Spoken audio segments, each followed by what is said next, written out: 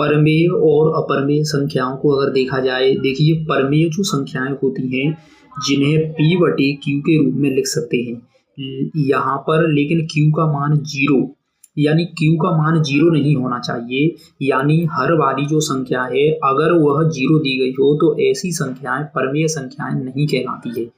केवल परीक्षा की दृष्टि से याद करना है ये वाला उदाहरण, क्योंकि 0 भी एक प्रकार की परमेय संख्या है, क्योंकि 0 के नीचे हम 1 मान सकते हैं। अब देख लेते हैं अपरमेय संख्या किसे कहते हैं। तो आपको याद करना है जैसे पाई, ई या कोई रूट वाली संख्या, यानी जब ये करनी वाली संख्या जब बाहर नहीं निकलती है यानी करनी खुलती नहीं है तो ऐसी संख्याएं अपरमेय संख्याएं कहलाती हैं।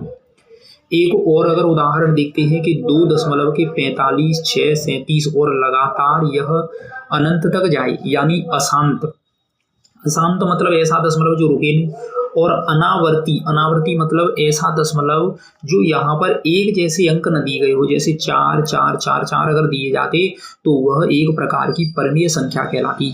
अनावर्ती का मतलब होता है कि एक जैसे अंकों का न होना। यहाँ पर अलग अलग अंक आपको दिखाई देंगे। इस प्रकार आप परमेय और अपरमेय दोनों संख्याओं को पहचान सकते हैं। लेकिन परीक्षा की दृष्टि से एक और देखते हैं कि यदि पाई का मान भले 3.14 बराबर 22/7 होता हो, लेकिन याद यह रखना है कि पाई एक प्रकार की अपरमेय संख्या है, लेकिन इसके सापेक्ष में जो मान हमारे द्वारा माना गया है यह केवल मानी गई वैल्यू है, इसलिए 3.14 परमेय संख्या है। 22/7 भी एक प्रकार की परमेय संख्या है।